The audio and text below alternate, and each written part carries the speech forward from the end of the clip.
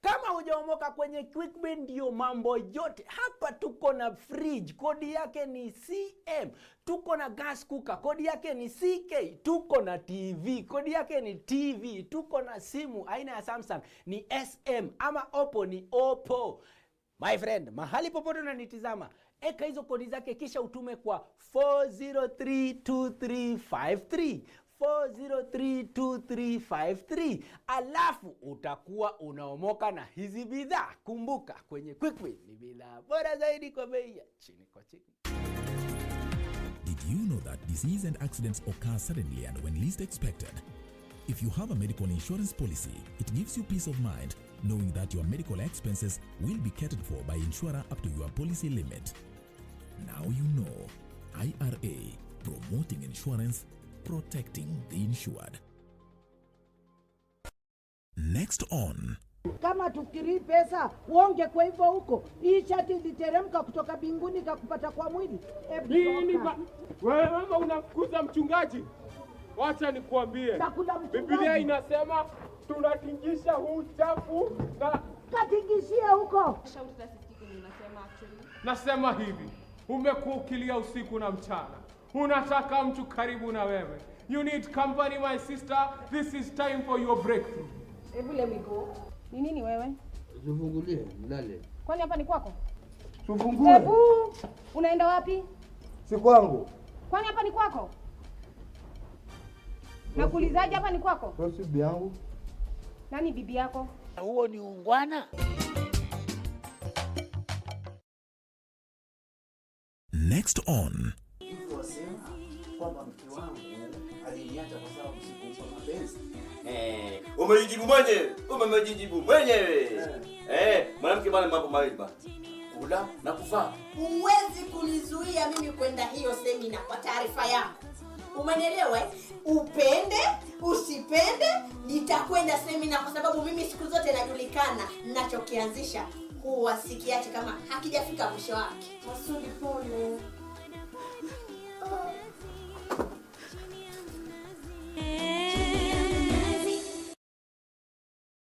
This weekend on KBC Channel 1.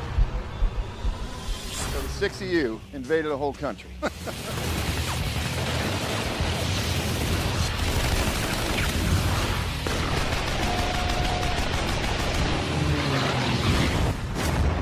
a live one. Barnett, what are we doing live Nazis?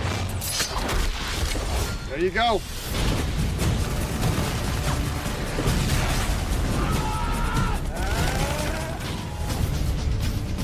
We're getting out!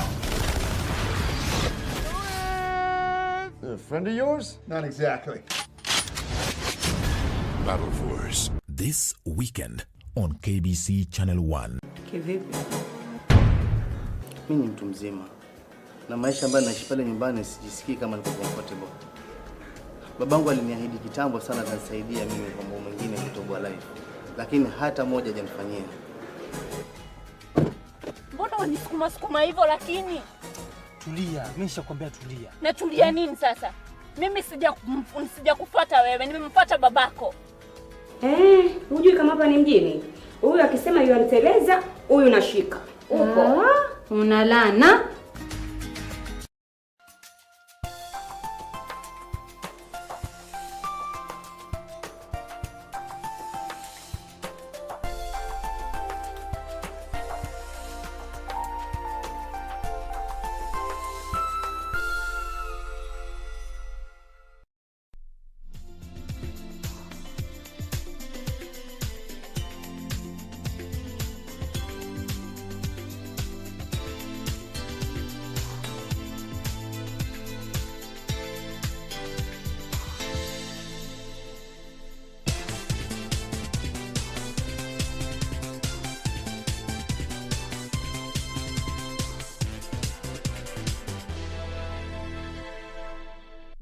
Good afternoon. Thank you for keeping it KBC Channel 1. This is the Lunchtime News. My name is Irene Muchuma Odim. My co-anchor in language interpretation is Lucy Mwaura. President Uhuru Kenyatta is in the county of Lamu to commission the port of Lamu, one that is expected to boost trade between Kenya, South Sudan, and also areas around the region. My colleague, Michael Mwandiga, is with the delegation. Will be crossing over live to the county of Lamu as and when Mwandiga advises. Do interact with us on our social media platforms at KBC Channel 1 on Facebook, YouTube, and Twitter. Now, a consortium of civil society organizations are calling on the Auditor General to immediately conduct an audit of all public resources used in BBI process and have those involved surcharged. The group claims since the High Court has declared the entire process unconstitutional, officers who committed public resources to the process must be held to account. The lobbyists are also accusing the political class of antagonizing the judiciary for the ruling. That the President, all public institutions and officers, both at national and county level, in public interest, cease and desist from using public resources, including the deployment of public officers and other civil servants on the BBI process. Secondly, we ask that the Auditor General immediately and expeditiously conducts an audit of all public resources, both monetary and non-monetary resources that have been utilized in the BBI process from its inception to date, including the sources, and prepare and publish a report that will be accessible to the public. And lastly, on the use of public resources, we ask that the President is held personally liable for funds expended on this process, having been adjudged as illegal and unconstitutional. That all future initiatives requiring public participation should adhere to the rule of law, to the laws of Kenya, and to established jurisprudence and best practices.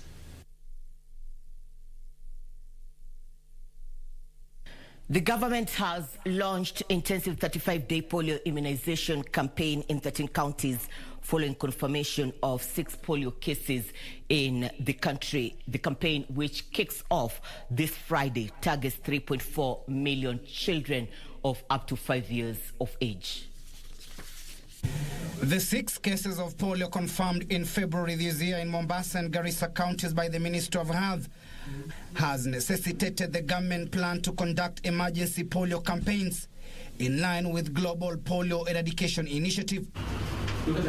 Director of Public Health Francis Kuria says the campaign targets 3.4 million children and will be rolled out in 13 counties identified as high risk. When we succeed in eradicating polio, no child, parent, or caregiver will ever suffer the pain of polio paralysis. We look out for any child with weakness, sudden weakness in one of the legs or one of the arms or both, routinely. The counties are Mandera, Isiolo, Wajir, Garissa, Lamu, Tana River, Kilifi, Mombasa, Kitui, Machakos, Kajiado, Kiambu, and Nairobi. During the polio outbreak that occurred in Garissa County in 2013, 14 people were paralyzed by polio, and another 2 died following complications arising from the disease. In terms of the immunization performance, or in terms of us arriving at these 12 counties, which we are targeting, one, it is a process where we continuously monitor the performance of these counties. The campaign, which will be in 2 phases, will officially commence from Friday, the 22nd of May 2021, and will run till the 26th of June 2021. Dr. Kuria lauded the media for highlighting and sensitizing members of the public on the importance of the vaccination. We accredit most of this to the 4th estate. You've been there with us, I think, since 28th February, every day, Sunday and Saturday and Sunday included, as we do our press briefings. And we spread the gospel so nicely, so well. So getting a disease from polio when you've been vaccinated properly is very unlikely, and by the same token, the adult is less likely. He further called on parents and other stakeholders to expedite the campaign to ensure all children below 5 years get vaccinated against polio. In the meantime, Dr. Kuria says the government will take necessary actions, including enforcing the Public Health Act to ensure all children enjoy this fundamental right. He assured members of the public that all the vaccines administered by the government are safe. Remains one of the serious illnesses which not only causes paralysis and disability, but can also kill. Cases of polio around the world has reduced significantly by over 99% since 1988, from an estimated 350,000 cases. Timothy Kipnusu, Channel 1 News. Police in Busia County are investigating the cause of a fire that destroyed property at the St. Teresa of Calcutta Township Secondary School in Teso South. The fire is reported to have sparked off at the administration's block, burning down learning materials along the school's administration's records. This is the aftermath of a fire outbreak at Township Secondary School in Teso South. The fire, which is reported to have started at 8 p.m. on Wednesday night at the head teacher's office, spread to the adjacent deputy head teacher's office, raising down learning materials and other crucial administration's records. Tumepoteza furniture ambayo ilivunjika na madirisha ambayo yalivunjika. Ningeomba vyombo vya usalama viweze kuchunguza ili tujue shida ilikuwa wapi. Busia Education Director Tharas Awar, who confirmed the incident, called on other school heads to assist the school ensure learning is not hampered by the crisis. Asubuhi ya leo nilipokuwa na principals nikawaomba kwamba kama kuna wale wako na excess textbooks, kwa sababu shule nyingi zilikuwa na excess textbooks walipopatiwa na Wizara ya Elimu, waweze kuchangia ili shule hiyo iweze kuendelea.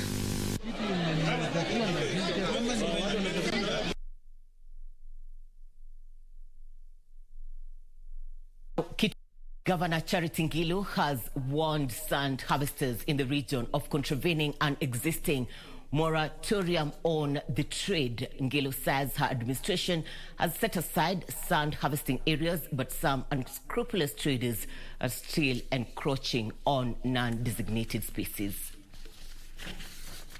Speaking at Kivu River, Kitui Governor Charity Ngilu called upon police officers to ensure no lorry goes to any river in Mwingi to scoop sand, terming the act illegal. Our river beds, our rivers are really our main source of water here in Kitui. But if you look at this river, it has been badly destroyed to the extent where only stones, you see stones anymore, you don't see a river. Ngilu, however, said sand harvesters will be permitted by the county government to scoop sand at Kiromboko, which neighbors Kiambere Dam in Mwingi West. I want to say anybody who wants to carry sand should go and carry sand in a place called Kiroboko. It's a lot of it, and we will authorize them to do so. But any other river in Kitui, we have said no. Sand harvesting has been a decades-old income earner for hundreds of Kitui residents, though the trade has been slowed over the years due to its negative impact on the environment. For Channel 1 News, I'm Jacqueline Masharia.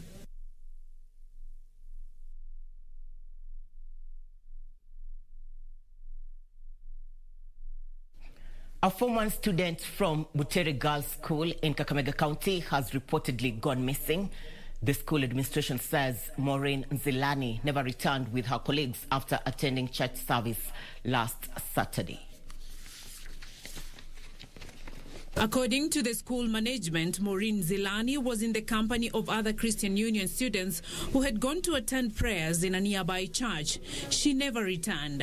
Her mother, Irene Muchuma, who has been making frequent trips to Butere police station for the past 5 days, says Maureen, who was supposed to be in school, called her saying she was in Mumias town and later disconnected the call. Mara ya mwisho alionekana Mumias. Alinipigia simu on Sunday 1:30. Akaniambia, "Mom, nasikia vibaya." The mother then called the class teacher to inform him about the unexpected call. Nikapigia class teacher wake simu. Nikamwambia, "Unajua Maureen yuko shule." Akaniambia alipigiwa simu saa 4 usiku. akajulishwa Maureen hayuko shule. The matter has since been reported to the police station and investigations are underway. The family is appealing to anyone with information on the whereabouts of Maureen to report to the nearest police station or to the school. Mwenye ataona huyo mtoto watu itanie tupate kupata huyo mtoto. Ni mfupi, ni mweusi, rangi ya kunde na anashikanga nywele hivi katikati. 12 suspects arrested on the eve of Bonchari by-election have conditionally been released by Akisi Court.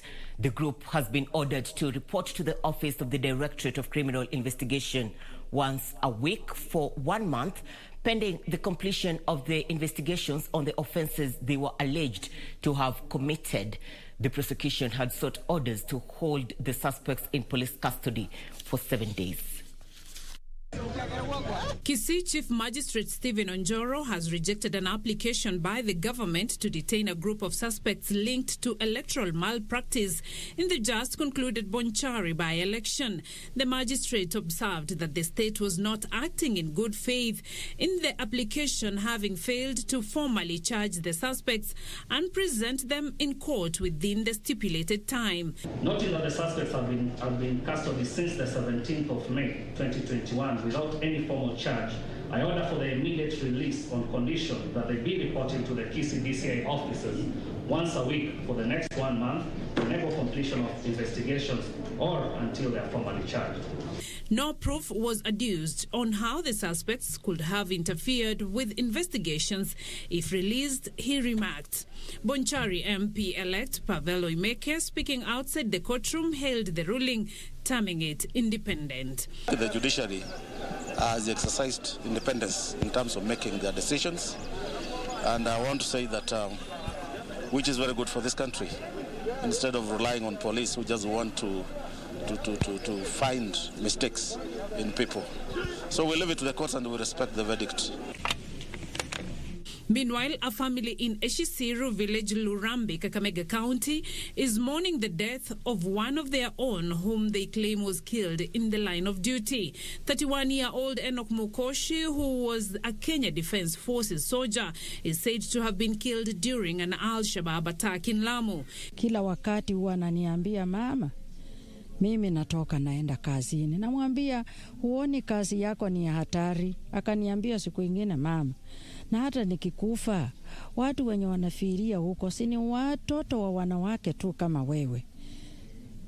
Ni kitu mbaya nikikufa nikilinda inchi. Nikaona ako na determination yenye uwezi kumuwachisha chochote ambacho alitamani. His parents, Charles Mukoshi and Agnes Mukoshi, say they received a phone call from one of his colleagues who informed them of the incident. The family is calling on the government to support them. Ni usuni mwingi kwa sababu huyu ni kijana ambao tulikuwa tumetegemea. Mimi sifanyi kazi, mama yake ndio huyu afanyi kazi, tuko hapa. Na yeye ndiye alikuwa amechukua jukumu ya kutulinda sisi. Sijawahi kupigwa pigo la aina hii. Ningependa tu ya kwamba serikali ifanye jitihada zozote, wapende wanisafirishie mtoto kutoka kule ambako amefiria. Nitashukuru. Beatrice Gatonyengetich, Channel 1 News. You're watching Channel 1 Lunchtime News. Thank you for staying with us. It is Thursday and we give more focus on business news. It is also World Bees Day. On this International Day, we acknowledge the role of bees and other pollinators in the ecosystem. Do interact with us on our social media platforms at KBC Channel 1 on Facebook, YouTube and Twitter. We are taking a short break. We'll be back with more, including sports news.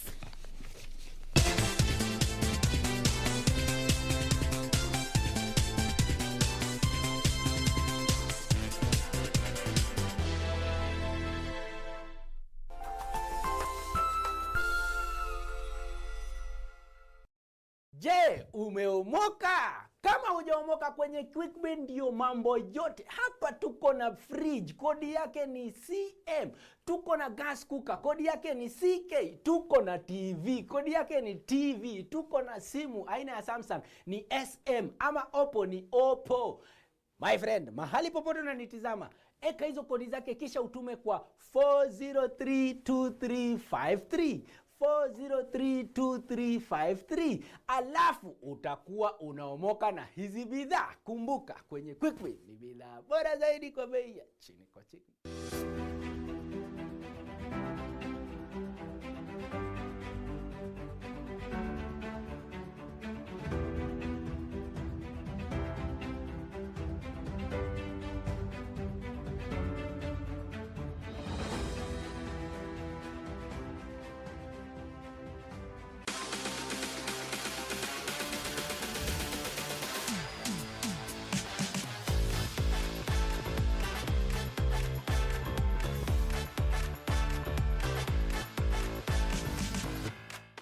Tonight on KBC Channel 1. Why should I listen to him? My dad's coming to pick me up. But if you don't go today, you might as well ask for a day off and stay at home. They'll never let you off so easily. School's been out for over an hour and he still hasn't come to pick up Xiaotian. Oh, then you should call him and see what's up. I did, but it didn't go through. Did he sound upset? No, Not even a little? not a bit.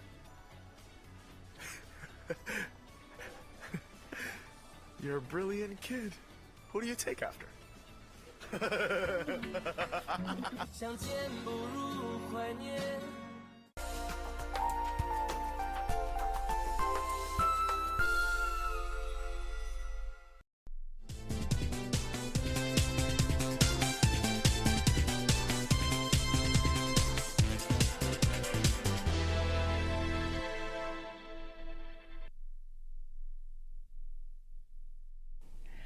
Welcome back. Now, Taita Taveta County government is set to establish a coast region training base specializing in highway technology.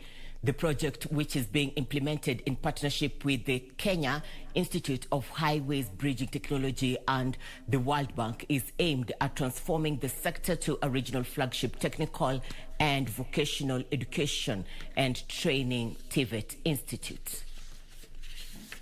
Speaking while touring a section of the ongoing road construction works in Taita Taveta County, Kenya Institute of Highways and Building Technology Deputy Director Geoffrey Githiri termed the county's proximity to neighboring country Tanzania as the base factor for the institute to extrapolate her skills beyond the coastal region. We shall be a center whereby contractors, county officials, engineers, professionals in the sector can come in for training in identified disciplines that are required or needed by the market. So it shall also be a center that will be responsive to the needs of the region. Kiviri is now calling upon the county government to hasten the designing and signing of an MOU, a move he says will transform livelihoods of the county residents, including the youth and women. Most of the roads and bridges, like the one behind us and things like that, are best done using labor-based methods so that people, youth especially, can be able to be involved. But also we'd want to find ways to integrate the women in it, because we'd also want to popularize the sector to the women. The project is being implemented in partnership between the Taita Taveta County Government and the Kenya Institute of Highways and Building Technology, and funded by the World Bank under the East African Skills for Transformation and Regional Integration Project. Speaking at the Governor's Boardroom, Mwatate, when he hosted the team, Taita Taveta Chief Officer in charge of roads, housing and public works and infrastructure, Leonard Langat, welcomed the move, saying it will go a long way to address the issue of roads being taken back to the county government from the national government without maintenance funds. The major challenge we have been facing is that of funding, and then the changes, the additional roles we are being given without corresponding additional funding. So that is a major challenge we are facing as a county. So if we partner with your institution, I know there will be an area which we might even do with very little, budget. We had fruitful discussions with the county, and we are hoping soon we shall be able to sign a cooperation agreement which shall domicile most of the things that we have discussed, and this shall be followed by us sitting down and working down a cooperation program. Reporting for Channel 1 News, I'm Safin Aching Ouma. More than 250 traders from Mumias West in Kakamega County are set to benefit from 2 new modern markets in the area. The 2 markets, Musanda and Buchifi, have been commissioned at a cost of 100 million shillings. Musanda market will be constructed at a cost of 36 million shillings. Michael Mwandiga in the county of Lamu is advising that we cross over this as His Excellency President Uhuru Kenyatta is addressing the nation ahead of the commissioning of the Lamu port.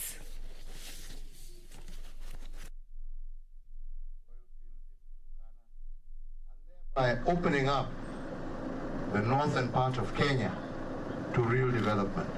And this is where jobs are going to come from.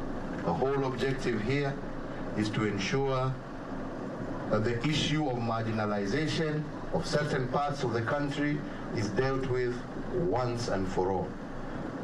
With the port, with the roads that we are now doing, this will improve the ability of people to invest in this area, thereby creating much needed jobs for our young people.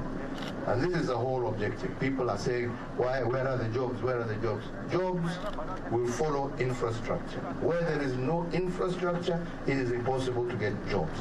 And that is why a lot of these areas have been left behind, because for many years they have been neglected in terms of infrastructural development. And this is what we are trying to remedy. This is what we are trying to fix, because once we have the right infrastructure, automatically jobs will now follow. When jobs follow, it means that people are gainfully employed. It means better security, because now our young people, instead of being enticed to go and join terrorist organizations and etc., will be working at the port, will be working at various other businesses that will establish themselves because of this infrastructure. So it is important for Kenyans to understand that whereas the rewards are not today, tomorrow, because of the works that we're doing, it will mean opportunities. And those opportunities will mean a safer Kenya, a more prosperous Kenya, a more equitable Kenya. This is the main import of this project, and I really want to encourage the contractor, the ministry, and all those who are involved to ensure that the job is completed on time, on budget, and we proceed, and I expect that we shall be here early next year to ensure that we now launch this road and bring about the transformation that we are looking for our country. Na hayo machache nasema Mungu awabariki jameni. Asanteni sana. And sorry, I just want to comment, working also in conjunction kuhakikisha barabara zenu za kwenda Baragoi, za kufika kule watu Kiunga, they are part of this project, which also will improve the security of the area and ensure that we are better able also to deal with the threats that we have. So that is also part of this project. Please, let's all work together. Teamwork is what is essential to ensure that it is done. Asante. I'd like to mark the occasion by you flagging off some of these vehicles over there, so that at least they can officially know that it's been launched. Yeah. President Uhuru Kenyatta in the county of Lamu, he is addressing the nation. This as he emphasized on the role in the ports of Lamu, and he says this will boost trade majorly for residents in the area. This, as you know, that will improve cargo movements between Kenya, Ethiopia, and South Sudan. Now, back to Mumias. More than 250 traders from Mumias West in Kakamega County are set to benefit from 2 new modern markets. The 2 markets, Musanda and Buchifi, have been commissioned at a cost of 100 million shillings. Musanda Market will be constructed at a cost of 36 million shillings and is projected to accommodate 100 businesses, while Buchife will be constructed at a cost of 54 million shillings and will accommodate 150 businesses. While commissioning the project, the State Department for Urban Housing Development Principal Secretary Charles Hinga stated that the government has put in place measures through empowering communities by initiating income-generating activities, installation and physical infrastructure. Hata mikopo midogo midogo ambayo unaweza chukua, guarantee kuna 3 billion ambayo imewekwa sasa. Hiyo 3 billion si ya watu wa Nairobi, ni ya wafanyabiashara nyinyi wadogo. The PS cited laxity by some state officers on delivering their mandate. He at the same time called on the management of the new markets to ensure fair distribution of the souls. Hiyo list ikiwekwa hapa hivi ukute jina yako haiko na mmeweka jamaa huko ambaye unajua huyu si trader, tunachomoa yeye. Reporting for Channel 1 News, I'm Jackie Wambiru. Ruiru Town is set to receive a major facelift after the government commenced the carpeting of roads that have been in a deplorable state for years now. The government, through the Kenya Urban Roads Authority, KURA, and the Kenya National Highways Authority, KENHA, will also recarpet the 16.8-kilometer road between Ruiru and Kiambu. Ruiru Member of Parliament Simon King'ara says the project will bring some much-needed reprieve to residents, traders, and the transport sector.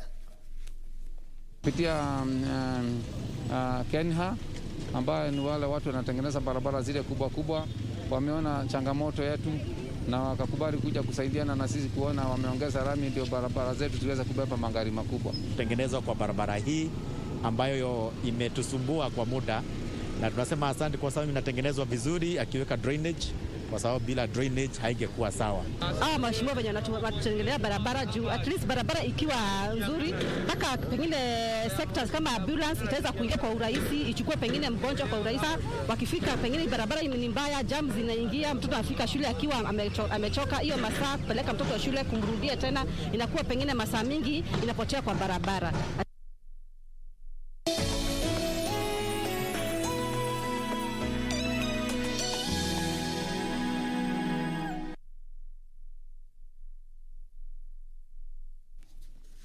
Across the borders, a senior Hamas official has said that he expects Israel and Gaza militants to reach a ceasefire within a day or two as cross-border attacks continue. However, Israeli Prime Minister Benjamin Netanyahu says he is determined to carry on until calm and security is restored to Israelis. There were more than 100 Israeli airstrikes on Hamas infrastructure in the north of Gaza early on Thursday as Palestinian militants retaliated with rocket fire in Israel. The Gaza fighting began after weeks of rising Israeli-Palestinian tension in occupied East Jerusalem that culminated in clashes at a holy site revered by both Muslims and Jews. Elsewhere, Singapore and Taiwan have seen a sudden and aggressive rise in COVID cases this month after being hailed as the places with zero or single-digit cases since the beginning of this year. Singapore had 248 cases last week and Taiwan 1,200 local infections. Both countries have gone into a heightened state of restrictions, limiting the size of social gatherings and closing schools. Meanwhile, police in Guatemala say at least 4 prisoners have been beheaded during a fight between rival gangs.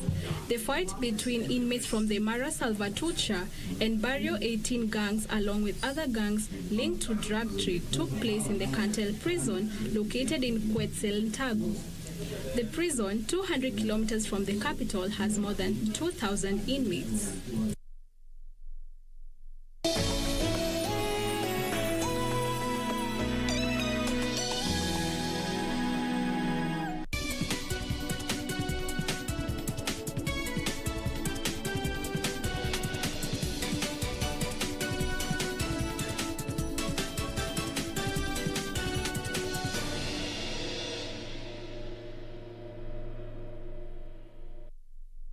Thank you for staying with us. Time for business news. Construction of Kenya's maritime headquarters in Mombasa is now 94% complete and will be ready for occupation by August this year.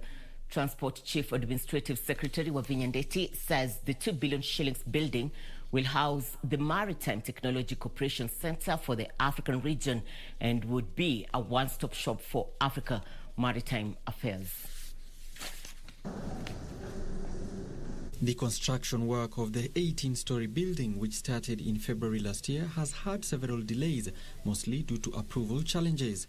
Initially, the government had earmarked 1.8 billion shillings as the original cost, that has since increased by 200 million shillings. However, the development is seen as a move that will help Kenya inch closer to becoming a world maritime hub. This building is very key to the blue economy of this country.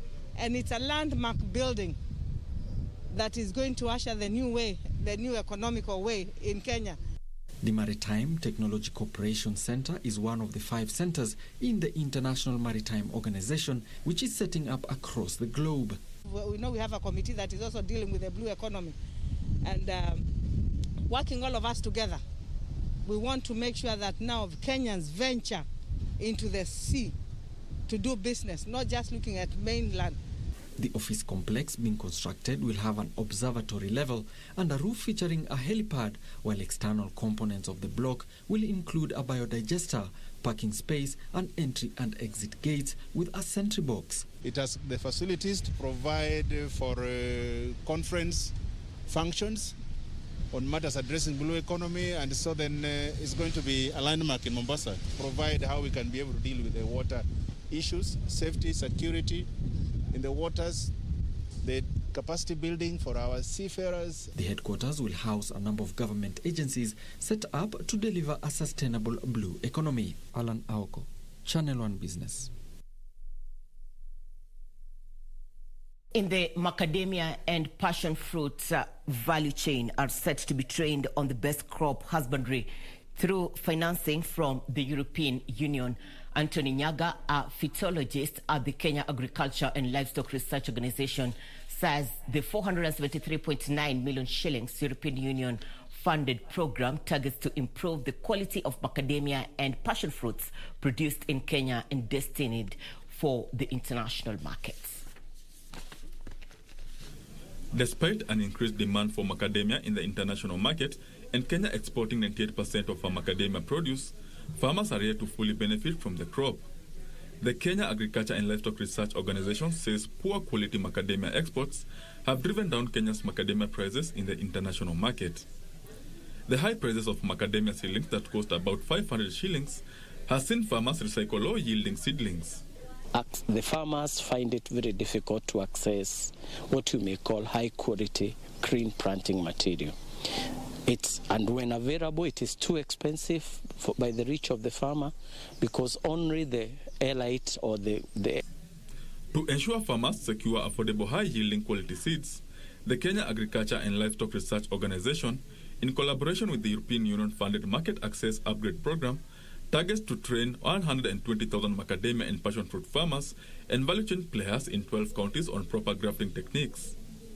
We sell our grafted material to the farmers because now these ones will be able to grow and you get your fruit and you can be able to sell your fruit for export market, which is disease-free, which is clean, which has a good color. But we hope when we train much more nursery operators and much more of other operators in the field, we hope we can be able to bring the costs of the seedlings, because when farmers are able to access the seedlings near their place, then it becomes less of a problem.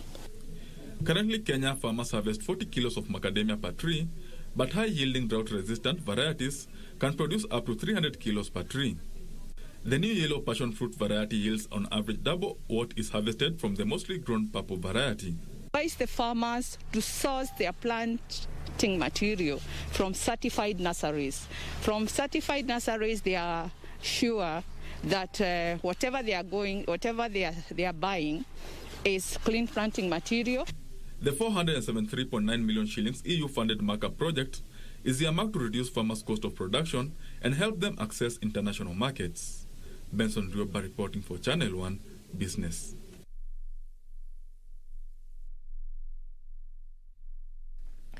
Now we go back to Lamu, where President Uhuru Kenyatta is expected to launch Lamu Port.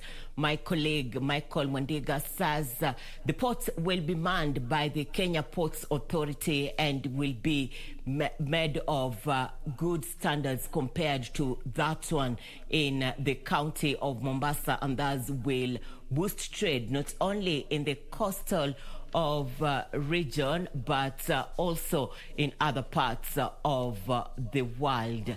Mwandiga, good afternoon from wherever you are. Bring us up to speed with the picture in the county of Lamu.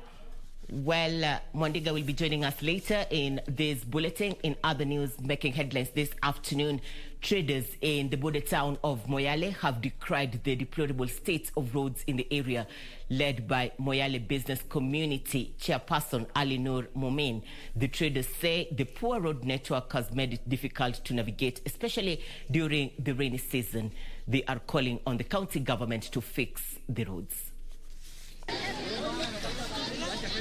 Residents in Moyale are up in arms.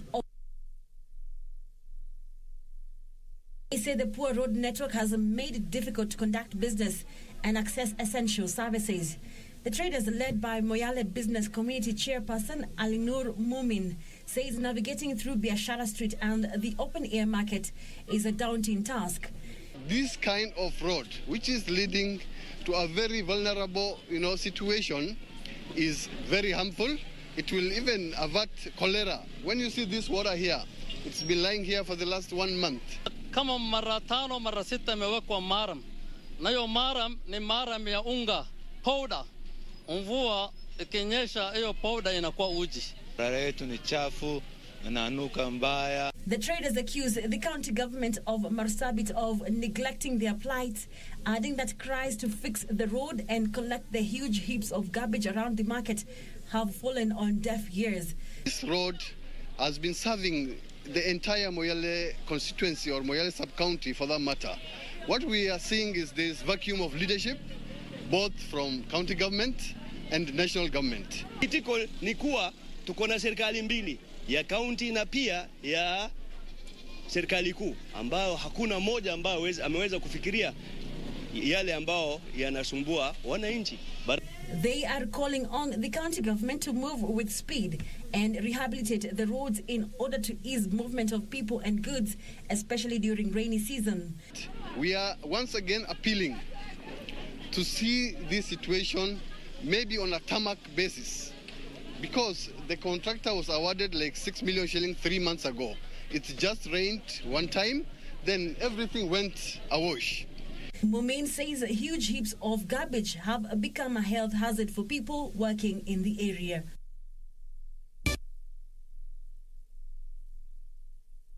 Well, my colleague Michael Mwandiga is currently on standby. As I mentioned earlier, President Uhuru Kenyatta is set to launch the Lamu Port. This is expected to boost trade, especially along countries bordering the border with Kenya and also the coastal region, and moving on to other parts of the country. Mwandiga, good afternoon. Paint for us the picture in the county of Lamu. Well, good afternoon, Muchuma. We are coming to you live from the Lamu Port in Lamu County. We are waiting now. In a few moments, the head of state, President Uhuru Kenyatta, is expected here to officially launch the port of Lamu to start its operations. Of course, now as it stands, the berth number 1 is complete, and this is under the LAPSET project, where it is going or it is being worked in phases. The first phase is already complete, with berth 1 complete and ready for use. The second berth and the third berth are ready, but the yards are at 90% completion. They will be ready after at the end of the year. And after the completion of this port, it will have 23 berths, and it is under the LAPSET project, which entails the road network that is from Lamu to Ethiopia. Of course, there will be rail and the pipeline. Sudan to Lamu, and of course Kenya now is the newest rival in the mega league of transshipping business, and of course now it will be being that this is an open sea and a natural port with a depth of 18 meters. Of course it's one of the deepest natural harbors, and this with its state and capacity, of course it will be giving the port of Durban in South Africa and Djibouti the run of their money. And as it stands now, the completion of this project and in the region. So as for now, we're waiting for the president to official launch. And as I'm talking to you right now, of course, 2 ships have already made a maiden call to this port. And as my cameraman will show you, the ship which you are seeing now on our screens is the from Denmark, and yes, and of course there is another ship back in the sea, and that's what we have for you. For you right now, we'll be giving you more as events unfold. Back to you, Irene. Well, Mwandiga Michael reporting live from the county of Lamu, where he's expecting His Excellency President Uhuru Kenyatta to launch the Lamu port. We're taking a short break. We'll be back with more. Stay with us.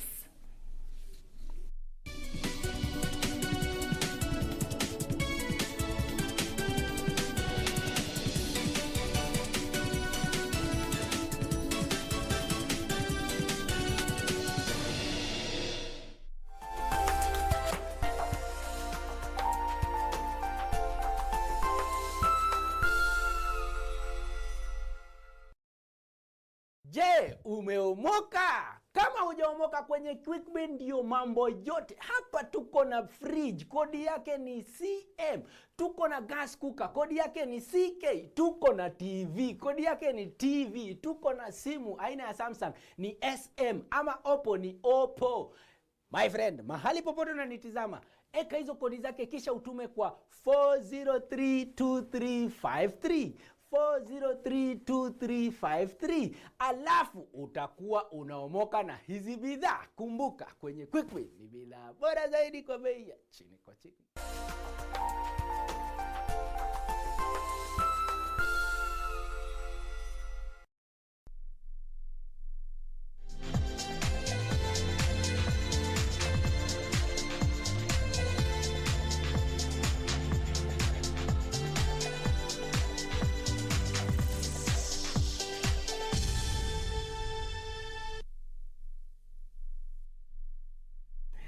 Time for Channel 1 Sports. Liverpool manager Jurgen Klopp has likened his side's victory at Burnley to winning a semi-final that takes them to Sunday's final against Crystal Palace and the chance to qualify for the next season's Champions League. Meanwhile, Tottenham's hope of securing European football were dented as Aston Villa came from behind to claim a deserved Premier League 2-1 victory at Tottenham Hotspur Stadium, with the English Premier League 2020-2021 season coming to an end this Sunday.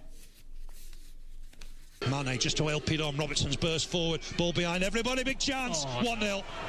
It's Firmino with the goal. Meanwhile, Liverpool's